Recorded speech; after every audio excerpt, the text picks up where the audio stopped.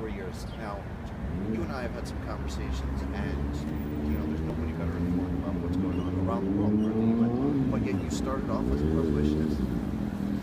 Worst. Yeah, I started off as a prohibitionist. I went into law enforcement, the Maryland State Police in the late 1970s, and yeah, this is what you were taught. This is what not just in law enforcement, this is what you were taught in the community, right? Drugs were bad. People use drugs were bad. And all the time, people around you, all around you were using drugs. So you just didn't know it. The adults, right? You kept it secret forever.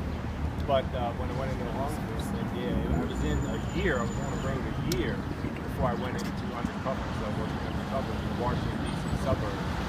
And made a lot of arrests, man. And, this is something that's very seldom talked about as we police speak about this issue. We talk about different incentives as to why law enforcement does this, right? But we never talk about the thrill of it, right? We never talk about the adrenaline rush of doing that work. Working undercover, making the arrest, kicking in the doors and all that stuff. It's exciting, man. So I went undercover. I saw this group of, it was all guys back then, about 6 of them. Every once in a while, hours of the night, you're sneaking in and out of the barracks in the basement, right? They had this secret room in the basement. I'm like, who are these people, right? They weren't uniformed.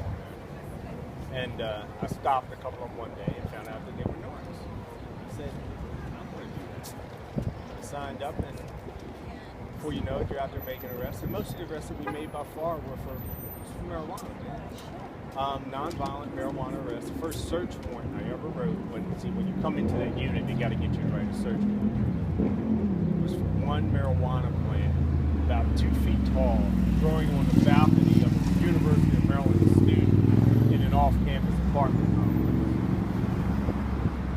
Yeah, guy just wanted to grow a little. First of all, wanted to see if he could grow a little bit of weed. Now he's saddled with a felony.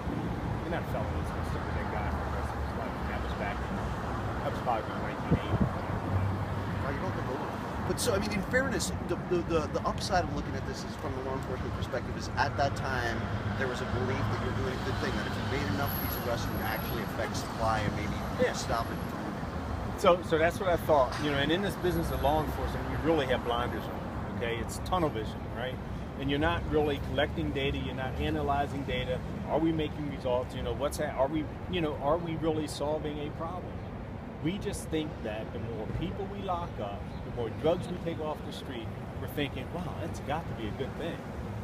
All the time not realizing that we're creating job openings. And when you cut off the head of one of these groups or organizations, many times that group would splinter from one organization into 2 or 3 or 4, or maybe even 5. Which makes it even worse, because now you've got 5 groups in your community selling drugs. And who do they recruit? They don't recruit you or old folks like you and me. They recruit young people. They recruit kids, 7-year-olds, 10-year-olds, 14-year-olds. And they start them off, very low in the organization, but that's who they recruit, man. And then these kids are eventually selling drugs, and who do they sell to? Other kids in school. You want to keep drugs out of schools, then you need to end this policy that recruits kids, right? So I ended up commanding 9 drug task forces at one time for the entire eastern part of the state. And now I'm responsible for thousands of people being arrested in the state of Maryland. Still all the time thinking that we're doing this great piece of work for the community and for society. And all the time.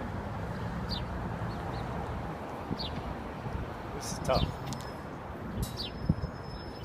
Not realizing that you're harming your community. Not realizing what damage is being done when you arrest someone who has a significant role in the family. And now you put them in prison. You sent that whole family to prison. I'm not talking about people who are out shooting up neighborhoods or, carrying guns. I'm talking about people who have lost jobs, who are trying to figure out a way to make ends meet after we have outsourced all of these blue-collar jobs back in the 1970s. And now these people have to figure out how to make money. And they figure, let me just sell a little bit of this or that on the side.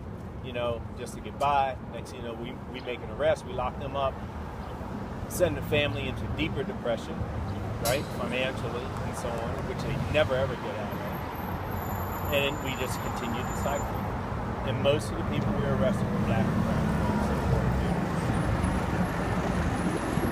It seems like the awareness among the general population that we're more likely to be safer if we end, especially cannabis prohibition, but in general, and the drug war. Do you feel that you're? Should I wait?